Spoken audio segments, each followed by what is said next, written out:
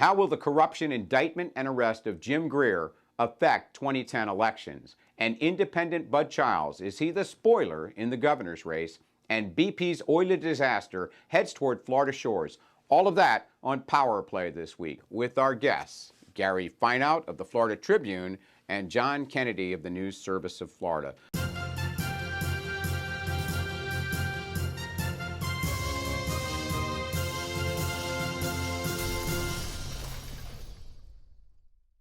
So political scandal is the big front page story everywhere. 6 felony counts against the former GOP chair Greer. What's the fallout from that?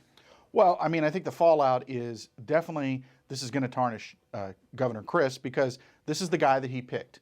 And then beyond that, well, what happens here? You know, does Greer fight this? How hard does he fight this? Who gets called into this? I mean, there's a lot of dominoes here that could fall. And then there's just the issue of the Republican Party itself. And now they've got their former chairman, former House Speaker. I mean, and theoretically, supposedly, there's other investigations that are ongoing, and we don't know how this is going to play between now and the elections. But how fair is that? And we see it attempted now to tag the governor with this. While, you know, you may be my friend, and I appoint you to something, I'm not responsible for you doing alleged misdeeds. That's kind of on you, isn't it? Sure.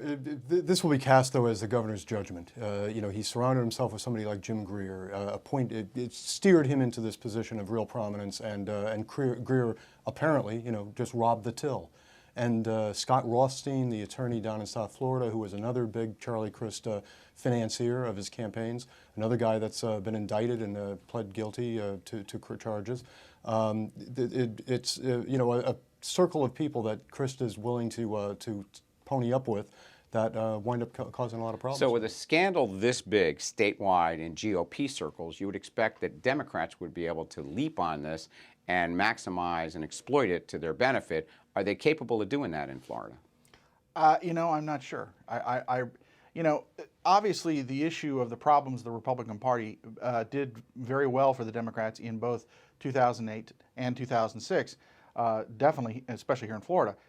I don't know if it's going to be that way. I mean, there's so many other things going on with the Obama administration and just in general with the fired up base of the Republican Party that, you know, they may be able to get by. Well, here's a surprise. Bud Childs, the son of the late Governor Lawton Childs, announces for governor, surprise, as an independent. How does that muck up the waters in the governor's race? Well, he goes straight to November. There's no primary, obviously. He's in the finals automatically. He's in the finals automatically. And he is somebody who, just on the strength of that name, is going to take votes away from Alex Sink. There's no way you can change that. But he's never held elected office before, but neither did Jeb Bush. Correct. You know, both men have had at times a checkered personal past as far as their finances go and their business interests. But, you know, that name Childs still carries a lot of weight in Florida. And how does this help or hurt McCollum or Sink? Well, I mean, here's what the thing is. What we don't know is we don't know how much money he can get and how well. I mean, I agree that there are people, especially maybe older voters down in South Florida who remember the Childs name and what have you.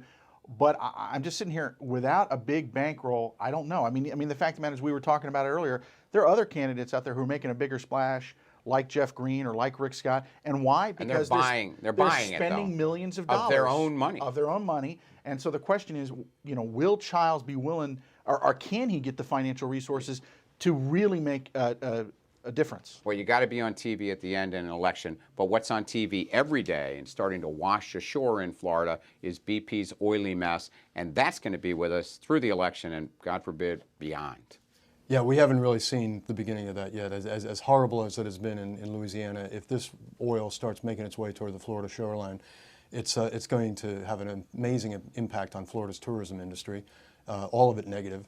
And that's going to have a ripple effect into next year's budget. You know, those are sales tax dollars that are not going to be here. All the polling shows that people are down on BP, and yet we don't see state officials or federal officials beating up on BP. In fact, they're perceived to be leaving BP in charge of this mess. Well, right, and there's been an interesting contrast with the fact that Lieutenant Governor Bobby Jindal is getting a lot of press and he's getting a lot of attention in Louisiana for everything that he's doing in regards to saying BP isn't doing enough and the federal government is doing enough. And then you saw the governor this week, Governor Crist, make a sort of a different tactical approach about, I'm trying to work with them, and I'm not saying that I am not going to get antagonistic, but he's had a different attitude. And the question is, at what point in time do Florida officials like Governor Crist sort of change their tune? All right, guys, we're going to go to your respective power play of the week. John. I've got to say, it's that Deepwater Horizon oil spill. It's an inanimate object, but it is a game changer in Florida right now. I think you're going to see an amazing impact based on that oil making its way toward Florida. You're going to see politicians now changing too. You're already seeing a lot of what was the sheen left on the Obama administration, whatever kind of luster that administration had, starting to wear off. And you're seeing Bill McCollum, Republican, starting to ratchet up his anti-Obama on the oil spill rhetoric as well. First inanimate object power play of the week. Gary. Mine's statewide prosecutor Bill Shepard, and he took the grand jury that Governor Crist wanted, then he went out and he indicted the man that Crist picked to head the Republican Party. And the thing is we don't know where this is going to go. I mean, is this grand jury going to continue to investigate? Are they going to hand down additional indictments at some point in time? And, what other recommendations that could play into the fall elections? Stay tuned on all three of these stories. Gary Fineout, John Kennedy, thank you very much. For the latest political news, go to the Safety Review, and we'll see you next time on Power Play.